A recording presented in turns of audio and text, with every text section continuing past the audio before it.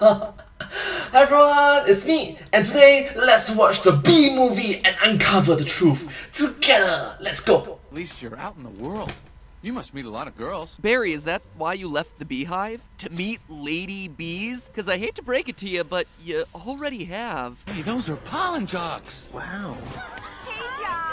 What do you think, Buzzy boy? Are you bee enough? I'm not talking about those ones right there. I'm talking about those ones. Worker bees that go out and gather pollen, what you know as the pollen jocks. Yeah, they're all female.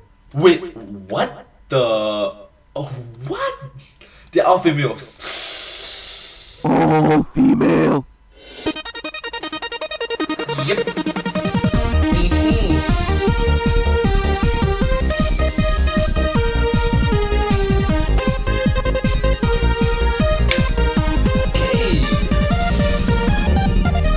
Even Sausage Lee is shocked. Hello, Internet. Welcome to Film Theory. Hello Internet, welcome to Film Theory. Hi.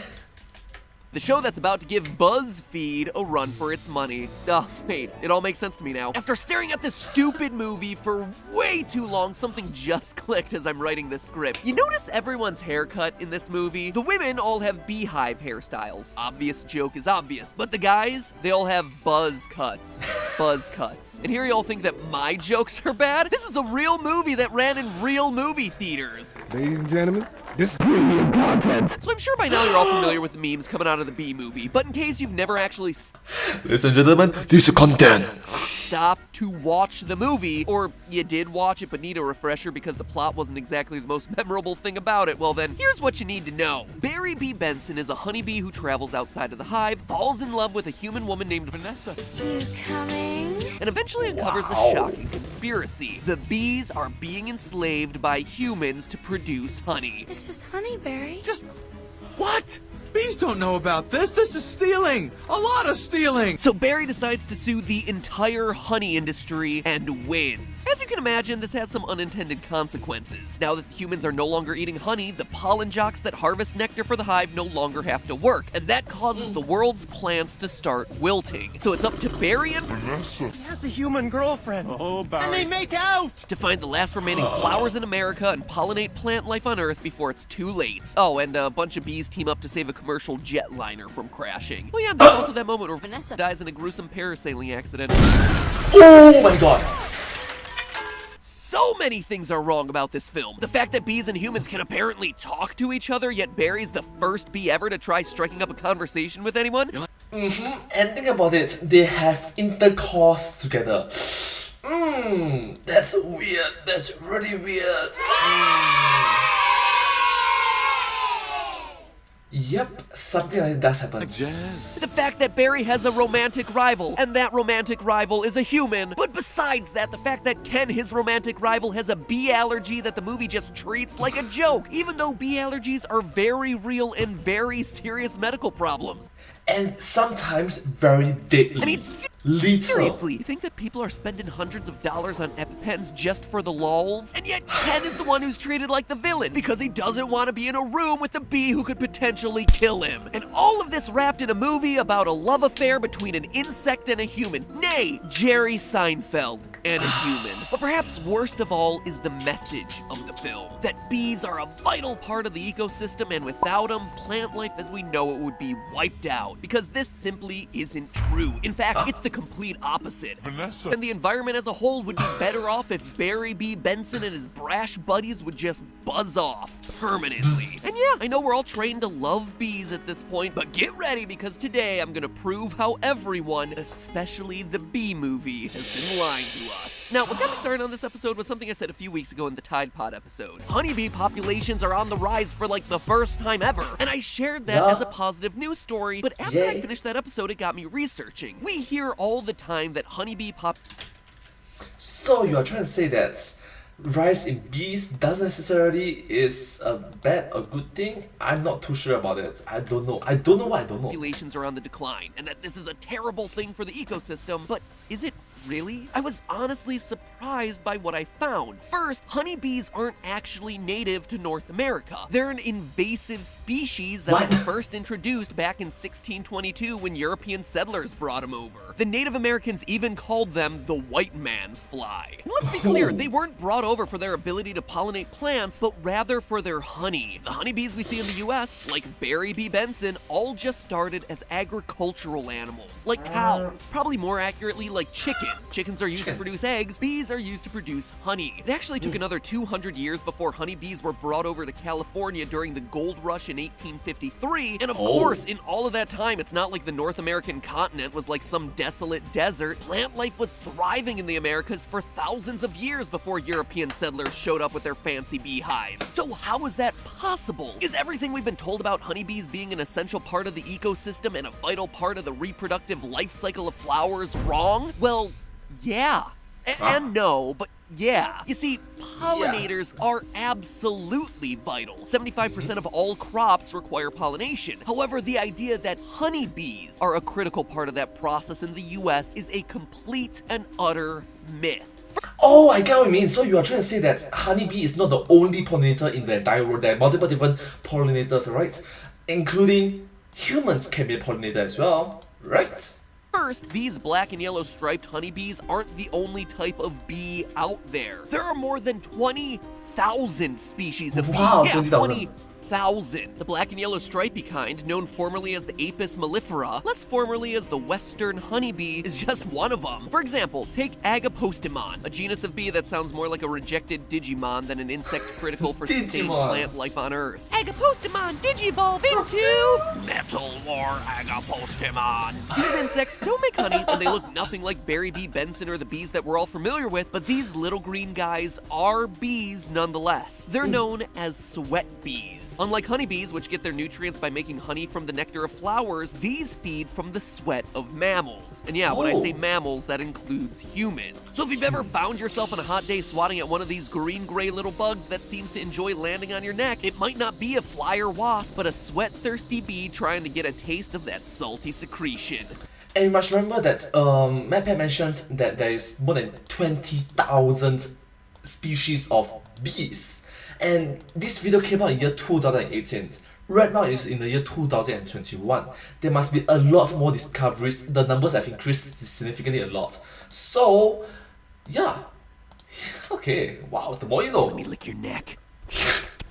So yeah, if you're starting to feel like you've been lied to your whole life about bees, well, you kinda have been. So let's just rip that band-aid off entirely right now. Bees aren't just yellow and black. Only a very few species actually make honey. Most don't do that twerk dance that we've been taught that they do. For most bees, stinging does not mean death, if they even sting at all. And those 20,000 species of bees aren't the only pollinators out there. Pollen wasps, ants, butterflies, moths, even some species of beetle can get the job done too. Top story, a Tri-County bee, Barry Benson, is saying he intends to sue the human race for stealing our honey. So if the world's honey economy were thrown into turmoil by a lawsuit set in motion by a talking honeybee who somehow figured out how to work the American legal system, no problem. There'd actually be plenty of other non-dancing, equally hard-working bees out there to pick up the slack. Or True, will work and won't dance on your at least there would have been if it wasn't for Barry B. Benson in the first place.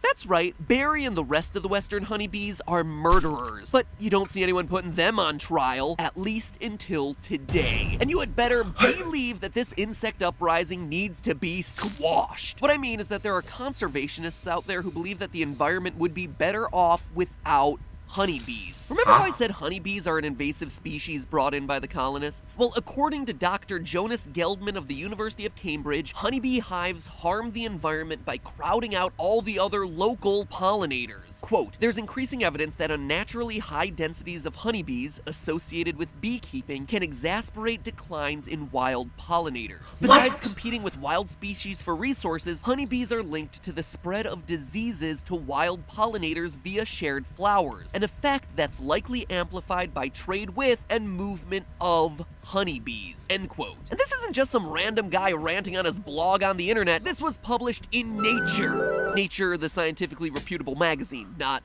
you know, nature as in published in the woods. It's not like this guy was pulling a primitive technology and cueing his article into the side of a tree. This shall be my legacy! Anyway, his conclusions aren't all that surprising. Anytime you introduce a new species to an environment, more often than not, it's gonna have negative consequences on the local species, because the invader doesn't have any natural predators and may be better suited to survive the new climate. I actually go much more in-depth in this episode covering the invasive species of the Pokemon verse over on Game Theories, so sting that eye icon after the episode to check it out. Check it out and do remember to subscribe. Don't forget to follow as well to my channel as well. So thank you. Subscribe. Thank you.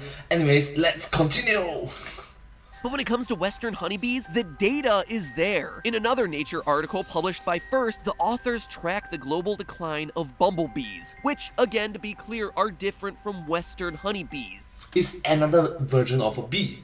They also don't make honey, but bumblebees are on the decline, and it's the honeybee diseases spilling over into their populations that are causing it. Quote again, wild pollinators such as bumblebees are in global decline, one cause of which may be a pathogen spillover from managed pollinators like honeybees. The prevalence of deformed wing virus and the exotic parasite Nosema Latin name in honeybees and bumblebees is linked, as honeybees have higher deformed wing virus prevalence and sympatric bumblebees and honeybees are infected by the same DWV strains. Apis, remember that's the Latin name for Western honeybees, is the likely source of at least one major emerging infectious disease in wild pollinators. End quote. And they're not the only ones to conclude this. Another study, again looking at the impact honeybees are having on bumblebee populations, concluded the following. Given the available evidence, it's likely the pathogen spillover from commercial bees is contributing to the ongoing decline of wild bumblebees in North America. And that's only one of the ways the honeybees are actually killing off their fellow pollinators.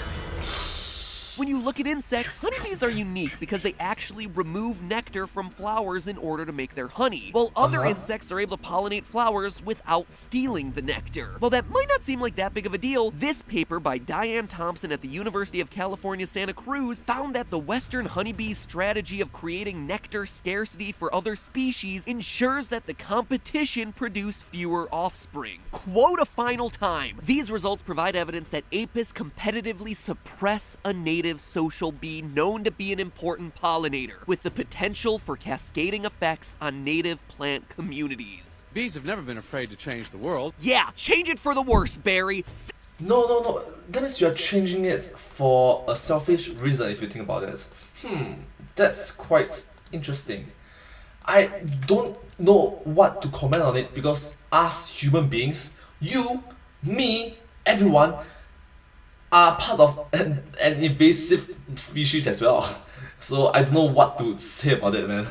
Except for conservations. Sit your bumblebutt down, Seinfeld. I'm not done with you. Because if that wasn't enough, honeybees have one final secret advantage in all of this. They live in protected communities. Unlike other pollinators who have to fend for themselves in the wild, honeybees, because they're agricultural animals, are protected by their farmers, thus giving them a survival advantage. It's a whole heck of a lot easier for an insect species to survive when it gets to live in a safe little box on a farm. Barry seems to think that honeybees are an important part of the environment, but nothing could be further from the truth. When it comes to ecological problems, Barry isn't part of the solution, he's part of the problem. In a way, the conclusion of the bee movie is actually right about one thing. Humans and honeybees do share a critical symbiotic relationship. Without human demand for honey, honeybee populations would collapse and fall into disrepair as Mother Nature exacted her revenge on the invasive species that for so many years has kept the native insect populations at bay. Barry B. Benson throughout the movie likes to pretend that honeybees are the victim, that they exist under the oppressive thumb of the evil human farmers. But is this what it's come to for you? Exploiting tiny, helpless bees? But Barry, you and all those... You see, exploiting tiny, helpless bees really reminds me of I'm just a weak little girl. This kind of words. It's like, no. Please don't say that you're a weak, tiny girl. Come on. Your actions can be more devastating than big grown-ups.